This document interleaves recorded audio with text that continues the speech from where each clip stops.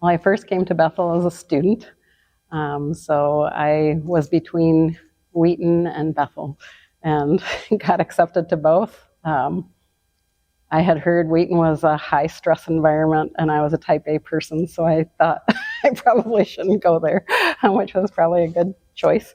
Bethel turned out to be a great environment for me, and I was here for my undergrad degree in math and had minors in chemistry and physics. And then later on returned as a faculty member, first as a sabbatical replacement for 1 year in 1988, 89 academic year. But it was just a sabbatical replacement, so there were no positions. I fell in love with teaching here at that moment, but there wasn't a position here.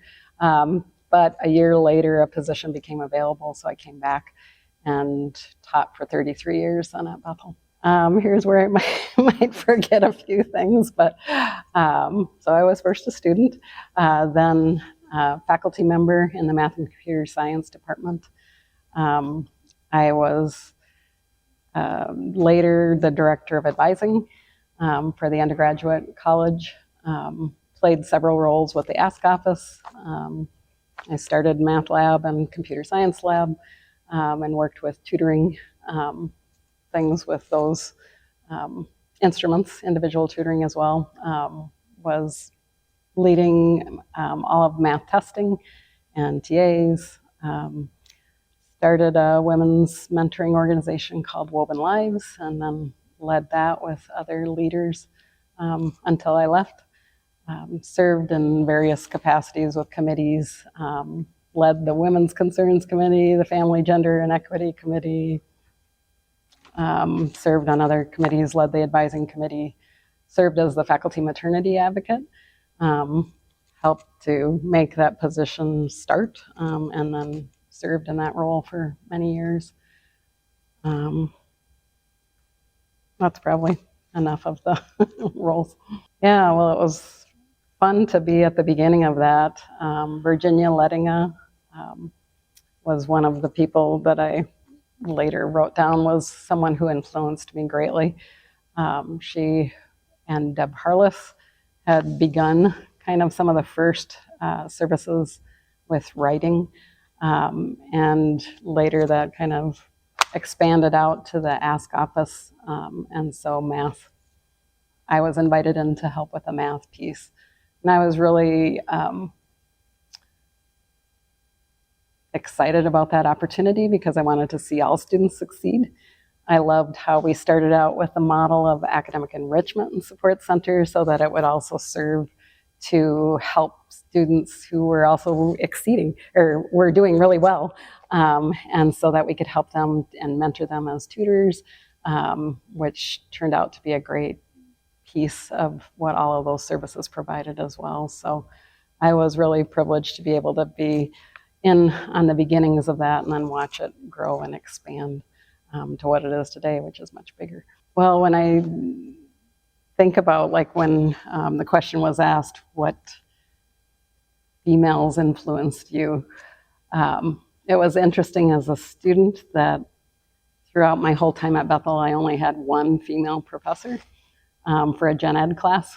And so that was the only professor that I had in my life. And it was just for a short semester. And in grad school, I only had one woman as well. So, and then when I came as a faculty member, I was the only full-time faculty member in all of math and science. So there was no other colleagues that were female as well.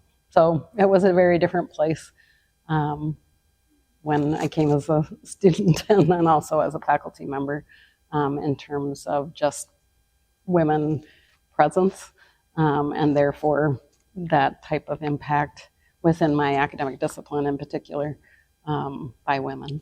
It was a great place for me to be. The academics were high. I was excited about Bethel as a faith community as well. It was really cool to see professors who loved the Lord and would integrate their faith into learning. So that really struck me as unique going to just secular schools growing up.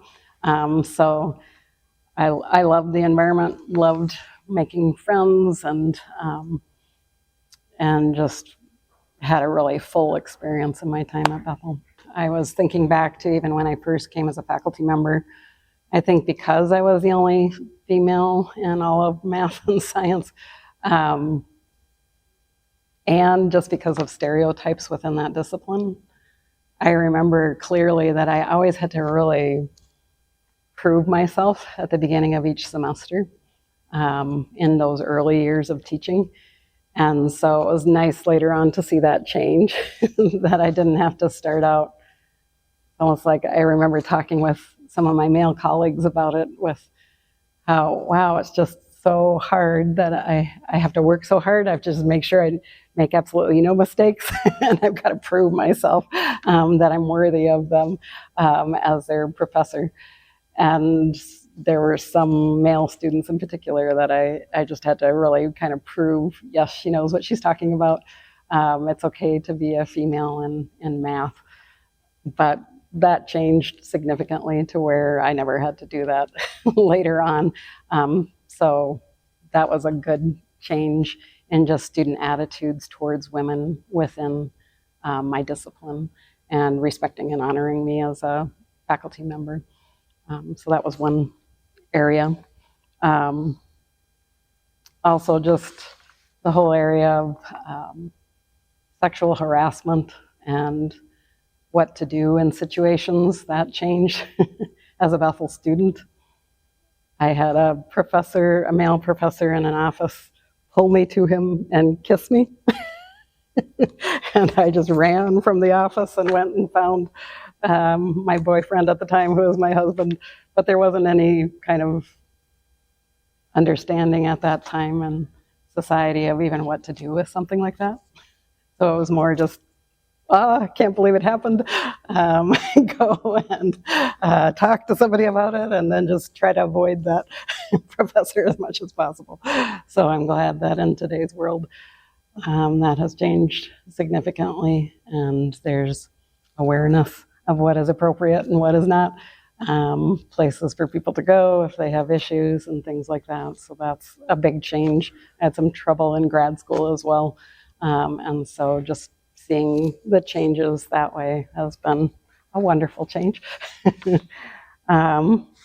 Policies and helps for women, especially young women, faculty members, with welcoming new either babies or adoption children into their family, and the changes in that whole area has been wonderful to see.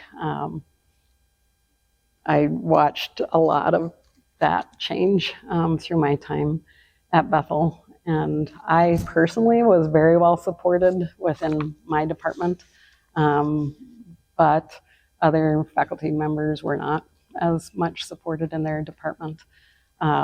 So I wanted to help people. There were also policies that weren't very kind to women going through pregnancies and things like that. I experienced some physical hardships and wasn't able to get accommodations because it was a weird moment in history where you had to call it a disability, but you couldn't get your doctor to call it a disability, so you couldn't get accommodations if you were in pain. So things like parking and things like that have changed. So yeah, I, like I said, served on the Women's Concerns Committee and the Faculty or Gender Equity and Family Gender Equity Inclusion Committee, and then out of that came this faculty maternity advocate role. So that's where I began to learn firsthand what other women were going through, and tried to work really hard to change policies. Our policies at that time didn't allow for much change or much time off based on your years of service. And guess what? Faculty were young, so they didn't have very many years of service.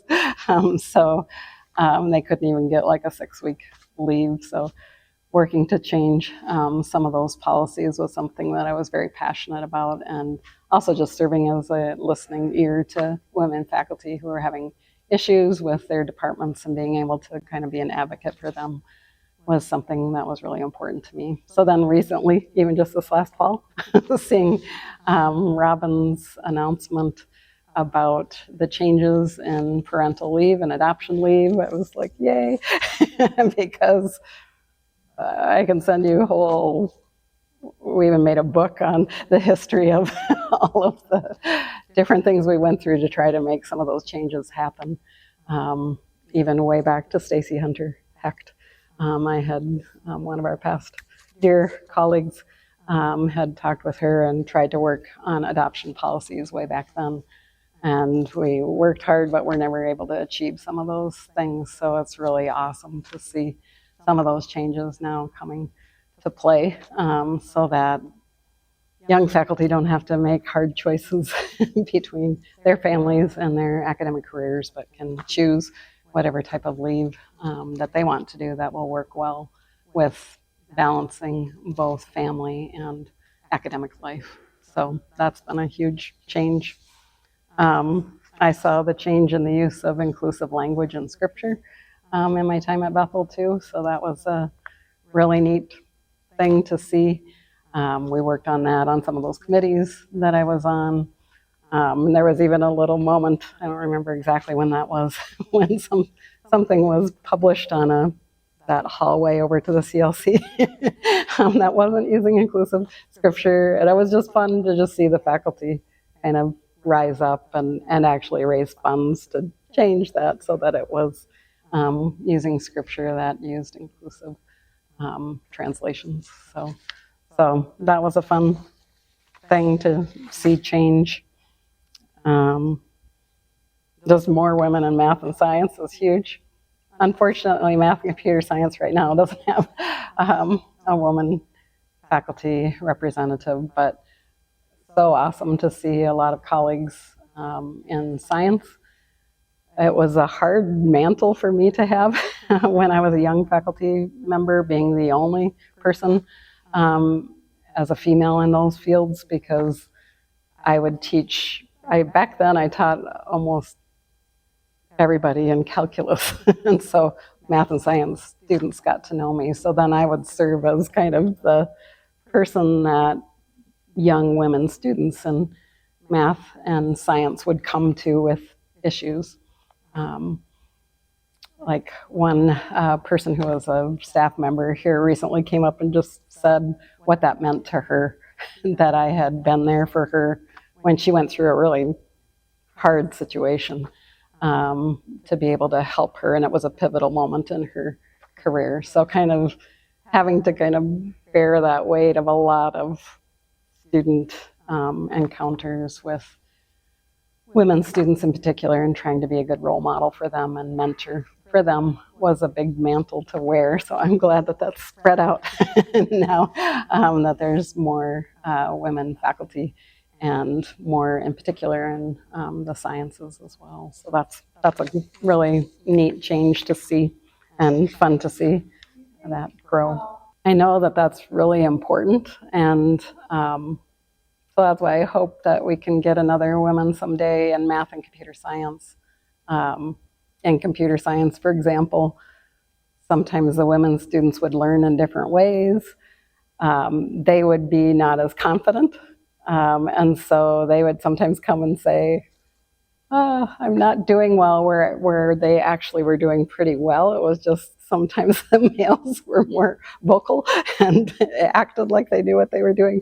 And so having somebody that they could talk to and work through some of those pieces in an area that's more male dominated was, I think, important and helpful. And I know Deborah Thomas was really strong and helpful as a mentor to students as well. She was actually one of my students, and so it was really neat to have her as a student. And then later on, just to refresh myself, I took a computer science course from her. And that was really fun. And it was fun because it was actually team taught by a male professor and her, and I actually really learned better from her. So I just experienced myself even that difference that can be there for some female students. Yeah, mentoring is huge for me, obviously. That's why I would just naturally be mentoring students. And at one point, a student came to me and said, wow, there really should be an organization for this. Some of my friends don't get these types of relationships that I have with you.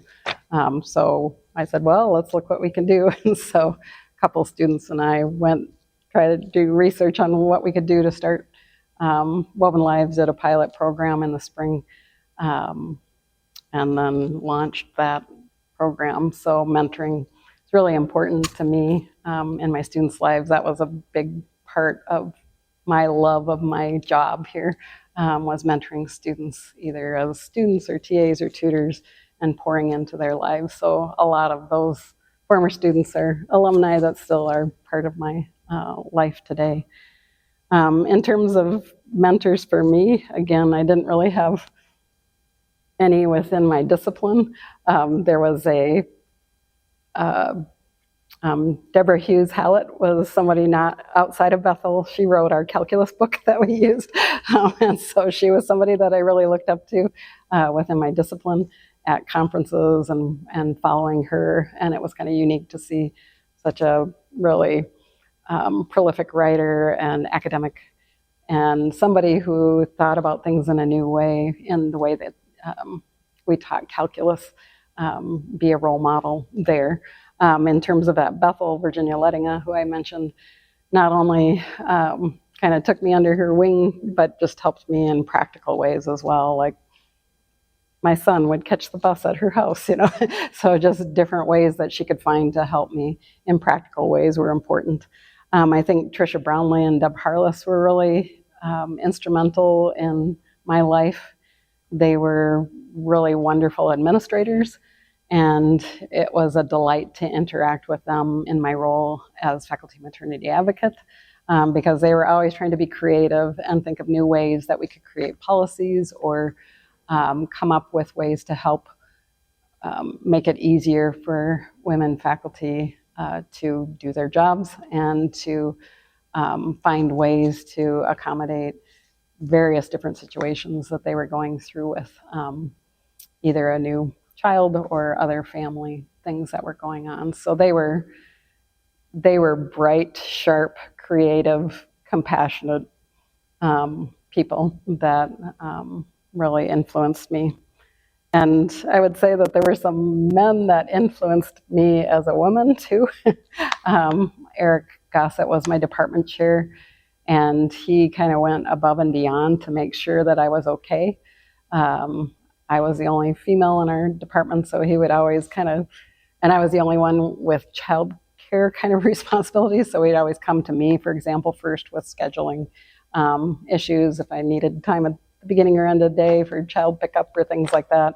He was also always careful to think about me. He would ask how I was doing and make sure he advocated for me if there was anything that came up, even going with me to like an administrator.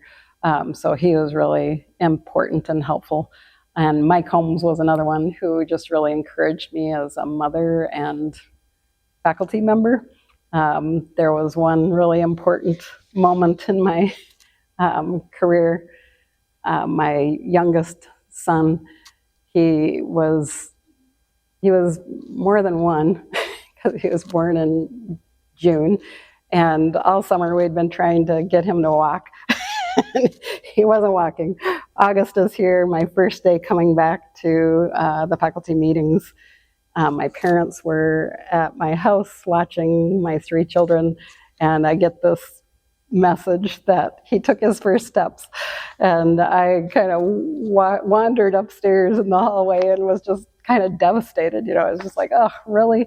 I missed this landmark. What kind of mother am I? I missed this landmark moment. And I happened to run into Mike Holmes. And he was like, what's going on? He was a friend. So he talked with me a little bit, and he said, well, what a gift you just gave to your parents. And it just struck me, and I was just like, Mike Holmes had a way of doing that. He would always come up with these things that made you think about things in new ways. But I loved how that affirmed me, but yet helped me to have a new lens on how I viewed that situation. and that's what I would say generally, that Bethel was a very wonderful place to be in terms of interaction with colleagues, that I really felt affirmed as a leader. It didn't matter that I was a woman. I was still respected, and in positions that I held, listened to, and had great working relationships with women and men.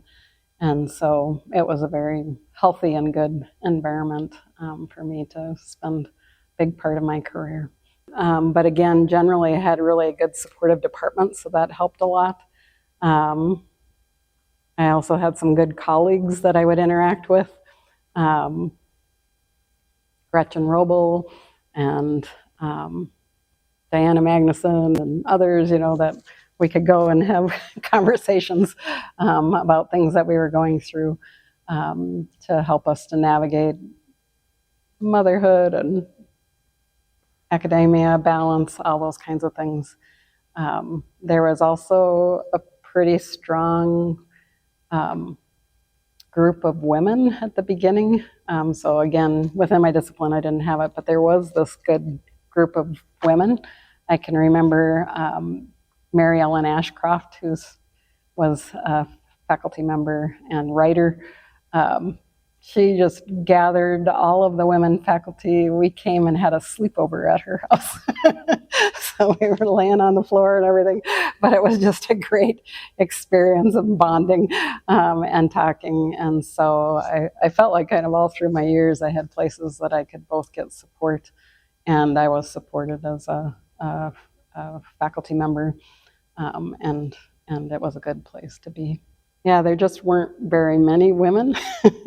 So in our classes and the discipline itself, there weren't very many women there. So, and there were changes in expectations, I think, through the years with some of the students. So some of the students also didn't like that I was a young mother.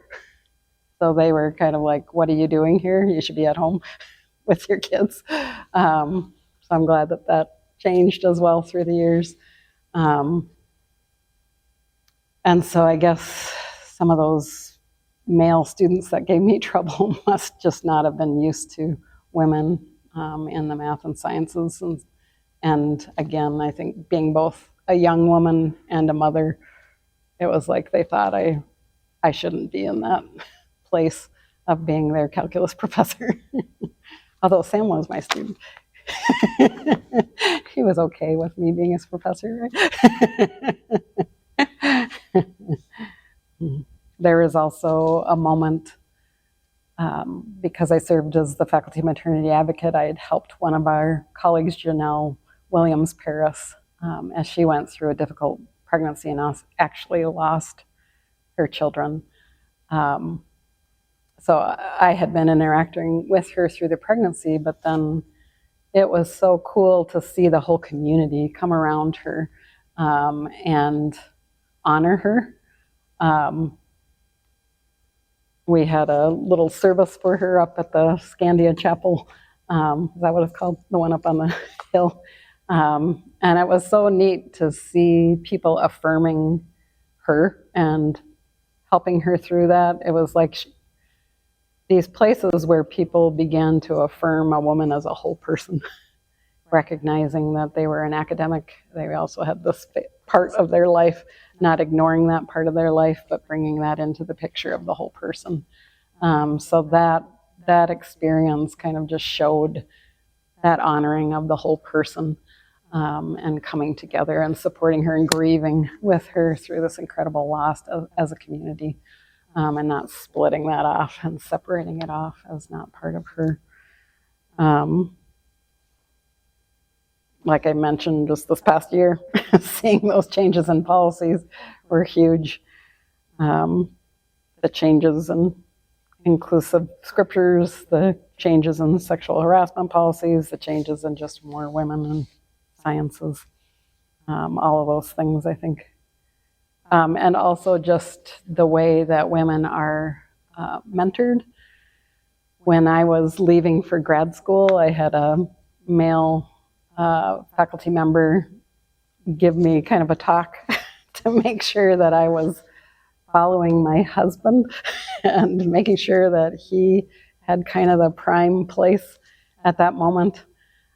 And that, you respect your professors so much that I had that kind of in my head going through my time in grad school, and kind of had this great guilt for pulling my husband to Oklahoma, where I went to the University of Oklahoma for grad school, because it was in an economically depressed area for his type of work. Turned out it was just fine. He gained some skills that later on in life he really loved. I wish I wouldn't have had that advice, because it made me hurry back probably too quickly, because I had been given the chance to go on to get my PhD there with a full ride. But I had to hurry back to Minnesota for my husband to get a good paying job up in Minnesota in his field. So I'm glad that has changed as well, that women are seen as equals, and changes have happened in terms of how people are advising women in general, with how they think about career, family, marriage, all kinds of things. So a lot has changed in that way, I guess, since when I was a student. And those have all been really good changes, to see people like your sister and other young women doing really well in math and computer science and sciences, and going off into wonderful careers. I've observed some differences just because I've interacted in the last couple of years with some more conservative Christian environments. So it was kind of a shock to me to come into some of those environments where I was not as respected, and kind of came to understand from talking with others that this was because I was a woman. So women in leadership and women as equals, women respected, this is a great place for that. And I miss that, for the environment that I was in, with wonderful colleagues, and just a real robust place to voice your opinions, be heard, be able to wrestle with things together, no matter your gender, and be heard and respected. So Bethel has a great environment that way. Some conservative Christian environments do not hold women in as high esteem, and don't view women as having the ability to lead or be heard. So it's too bad that still exists in some circles, but that's a reality in some places. Well, I love higher education because I believe it's a moment where students really examine their calling, what they're doing, what they're thinking about in terms of how they're going to utilize all that God has given to them, in ways that glorify Him and serve others. And Bethel has been a great place that has supported that, so I hope it will continue in that vein, to be continuing to integrate faith into the learning, to continue to be mentoring and encouraging students, and providing opportunities for practical ways that they can serve while they're here and learn, and models in the classroom and in other places that treat women equally and with respect, and make sure none of those women are going to not feel like they can utilize the gifts God's given to them just because of their gender. So continuing to honor women students and encourage them, continuing to provide more role models. I hope a woman will come into math and computer science. Continuing to glorify God in all that is done.